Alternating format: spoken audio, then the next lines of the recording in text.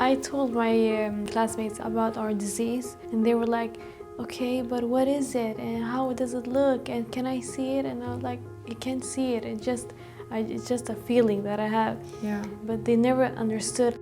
When I was really sick, I wouldn't go to school for weeks. My classmates, they thought I just wanted to skip school, but I was actually in the hospital. Here you look happy, but how did you feel inside? I was very sick, and that's the problem. Like, how can we explain it? Like, we don't look sick. When I go to the hospital, it's hard for people to understand that I have that sickle cell disease, because it's not something like you can see.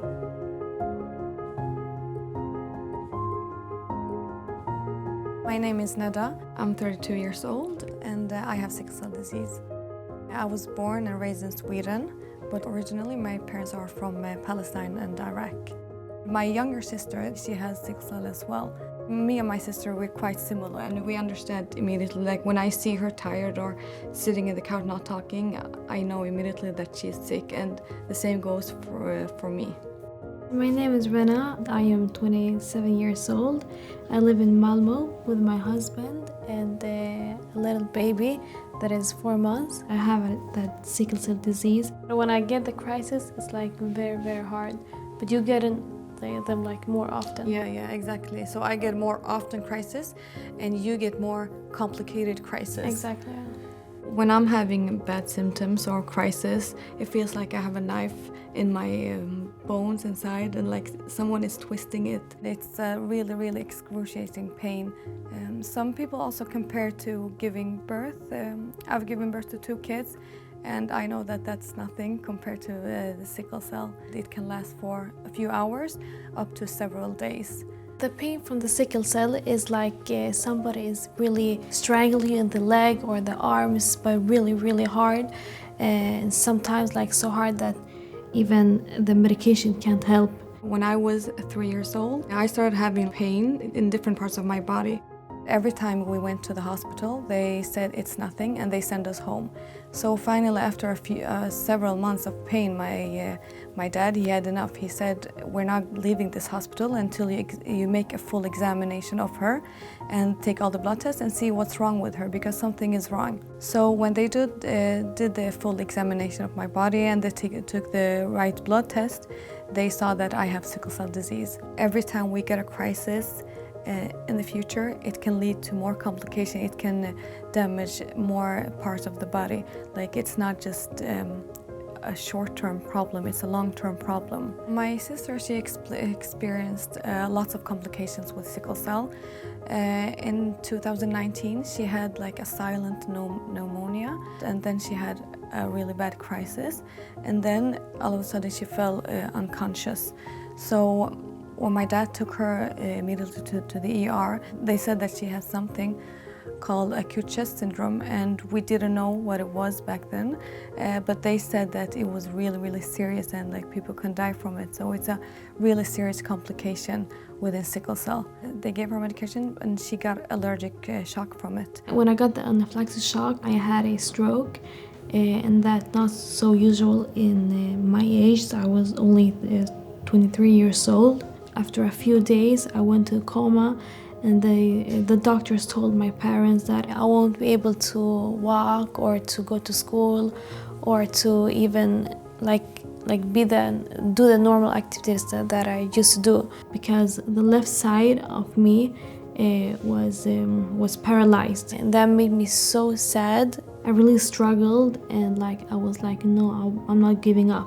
That was one of the worst things that the whole family have experienced within sickle cell, just because we didn't know if she would be okay. The first time when I could move my arms and legs, it was when my sisters was with me at the hospital, and then I just moved my arm like this, and then my sisters, they come up to me and like, oh my God, you're moving your arm. And the day after, I was like, okay, I just want to walk. So it took like 4 months for me to walk again and to recover my hand. I am worried that and scared that I can get another stroke, because it's like one of the symptoms that when I have the sickle cell disease, it is possible for me to have it again, but I really hope that I won't have it again, because it's not sure that I will recover at the same way that I did this time. Sickle cell affects everything we do on a daily basis. It affects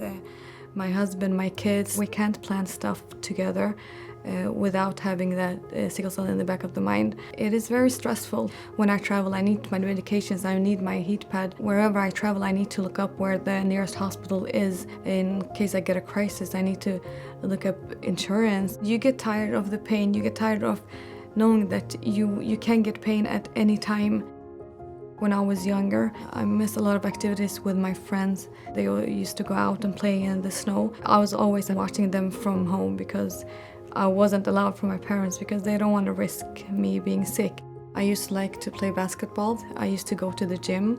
I used to swim, but because of sickle cell disease, I always end up in the hospital, so I just stopped doing everything. I don't want the next generation to struggle as much as we have. I want more awareness of sickle cell. Still, people die from it. Still, there's a lot of complications. The more people that are aware of the sickle cell disease, the easier our life will get.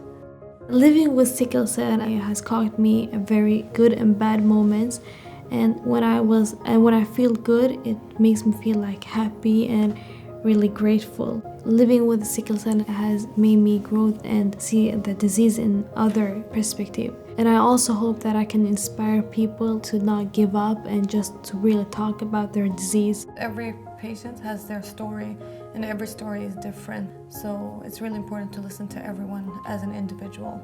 We really appreciate scientists working regarding sickle cell. It really gives me hope for the future, because when we were younger, our parents, they didn't have any knowledge, or they didn't have anyone that could help them. I'm really glad that other parents will get the help that our parents didn't get.